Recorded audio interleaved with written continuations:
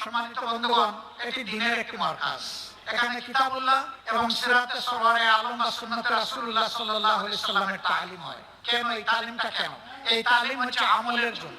ইলমের জন্য তো অবশ্যই, কিন্তু ইলমটা কি জন্য? ইলম হচ্ছে আমলের জন্য। আর আমলের ব্যাপারে শুরু হয়েছে ইকরা বিসমি রাব্বিকাল্লাযী খালাক দিয়ে, শেষ হয়েছে আল ইয়াওমা আকমালতু লাকুম দীনাকুম ওয়া আতমামতু আলাইকুম নি'মাতি ওয়া রাদিতু লাকুমুল ইসলাম দীনা। এর ভিতরে আল্লাহ মানুষকে যত আমল করার জন্য হুকুম দিয়েছেন, আল্লাহর কসম মুহাম্মদুর রাসূলুল্লাহ সাল্লাল্লাহু আলাইহি সাল্লাম সবগুলো আমল করেছেন, একটাও বাদ দেননি তিনি।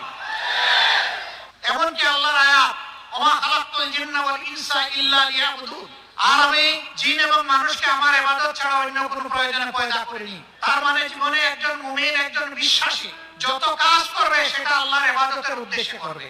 এখন প্রশ্ন জাগে, আমি ভাত খাবো, আমি চাকরি করব, আমি ব্যবসা করব, হাল চাষ করব, আমি যুদ্ধ করব,